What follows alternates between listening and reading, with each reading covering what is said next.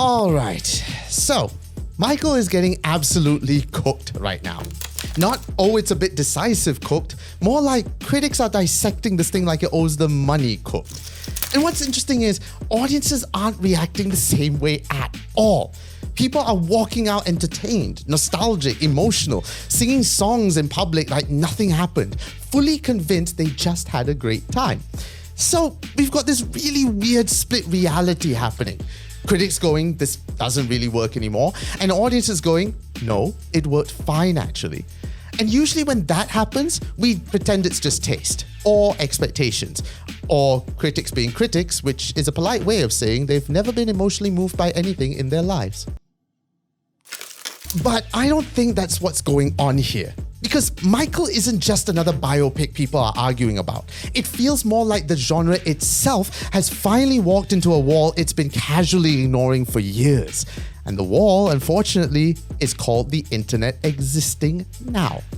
Because here's the uncomfortable truth. The traditional biopic is built on a promise we don't really need anymore. That promise is, let us tell you the life story of this person, start to finish. Clean structure, emotional beats carefully arranged like a PowerPoint presentation titled Human Life Deluxe Edition. And for a long time, that worked. But now, it's starting to feel a bit like cinema is politely reading us something we already skimmed on at 2 a.m. on Wikipedia.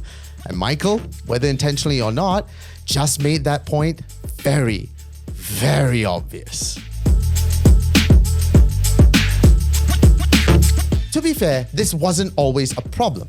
There was a time when films like Ray or Walk the Line weren't just entertainment, they were access.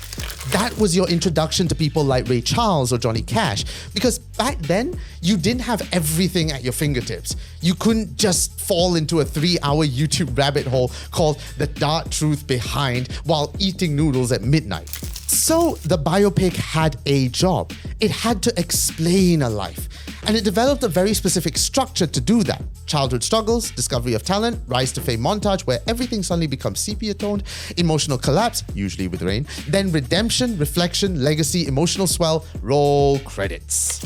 It worked because it's simple, it's legible, it tells you how to feel. And honestly, at that time, that wasn't lazy filmmaking.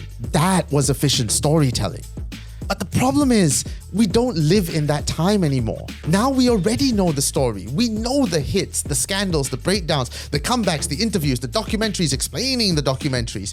So when a film shows up and follows that exact same path, it doesn't feel like discovery anymore. It feels like revision. Like the movie is politely reminding you of something you already passed a test on years ago. And this is where Michael becomes really interesting, because it's not doing anything wrong in a technical sense. If anything, it's doing the traditional biopic very well. You've got Jafar Jackson stepping into the role of Michael Jackson in a way that's genuinely uncanny at times. You've got Coleman Domingo delivering that level of performance where you start wondering if he's contractually obligated to be this good in everything. It hits the beats, it delivers the moments, it gives you the legacy, but it also does something very safe. It keeps moving. And that's the kind of issue. Because the traditional biopic is built like a checklist and you can feel it. Step 1, childhood. Step 2, talent discovery. Step 3, fame rise montage. Step 4, emotional downfall. Step 5, inspirational ending. It's almost comforting, like watching a very expensive art form being filled out correctly. But the more you think about it, the more you realize something slightly awkward. Real lives don't fit into neat forms, especially not lives like Michael Jackson. They're contradictory, complicated, messy in ways that don't resolve cleanly in a 2-act structure and a carefully licensed soundtrack. And when a film keeps trying to organize that mess into a straight line, you start to feel what's missing. Not information, but depth. Now, this is where things start to change. Because a newer wave of films has basically stopped trying to explain lives in a traditional sense. Instead, they try and translate experience. Take Rocketman. On paper, it's the story of Elton John. Same genre, same category, but the execution, totally different. The film doesn't behave like a timeline. It behaves like a memory. Scenes bend, reality shifts, music becomes emotional expression rather than performance. There's a moment where Elton is performing and the world around him starts behaving normally. It becomes surreal, almost weightless. And instead of thinking, yes, historically accurate moment number 47, you realize something else. This is what fame feels when you're inside it. Not the facts of it, the experience of it. And that is a very different thing. Then you've got Weird, the Al Yankovic story, which takes the opposite approach and just throws the entire idea of accuracy out the window. It invents events. It exaggerates everything. It fully commits to the chaos, and yet somehow it ends up feeling more honest about Weird Al Yankovic than the traditional biopic ever could. Because Weird Al's entire identity is built on parody. So the most truthful version of his story is a parody of storytelling itself, which is either genius or completely unhinged. Possibly both. Then there's Better Man, a film where Robbie Williams is portrayed as a CGI chimpanzee, which sounds like someone lost an argument in a pitch meeting and just committed to the bit, but it actually works. Because it reflects how Robbie Williams experienced fame, as performance, as spectacle, as something slightly removed from normal human identity. It's not saying this is what happened, it's saying this is what it felt like to be seen like this. And that distinction is everything.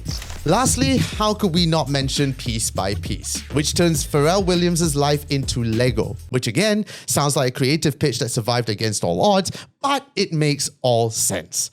Because his creativity is literally about construction, building ideas, layering sound, taking pieces and forming something bigger. So instead of pretending life is a straight line, the film shows it as something assembled.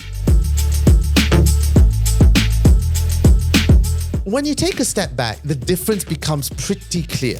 Traditional biopics are about reconstruction. They take a life and try to organize it into a clean narrative. Modern biopics are about translation. They take a life and try to express what it felt like. One is about structure, the other is about perspective. One gives you the timeline, the other gives you the experience. And in a world where we already have access to all these facts, experience becomes the thing that actually matters. So coming back to Michael, it doesn't feel like a bad film at all. It just feels like a very polished, very confident version of a storytelling approach that we're slowly moving past. Not because it's wrong, but because it's complete. It already did its job in a different era. Now the audience is asking for something else, something less structured, less procedural, less step 1 through step 5. More feeling, more interpretation, more perspective. And that's why this moment, it matters. Because we're not watching the death of biopics. We're watching the death of a single way of telling them. And what replaces it isn't one new formula. It's a whole range of approaches trying to answer the same question in different ways.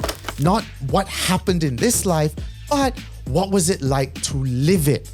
And honestly, that's a much harder question, and also a much more interesting one. So yeah, the traditional biopic isn't gone yet, but it's definitely no longer the only language we speak. And if films like Rocketman, Better Man, and Piece by Piece are any indication, the future isn't going to be cleaner. It's going to be stranger, more subjective, more interpretive, and a lot more willing to ask, what if the truth of a life isn't something you can just line up in order? Because once you start thinking like that, going back to the old formula suddenly feels like trying to describe a storm using bullet points. Technically accurate, but emotionally incomplete.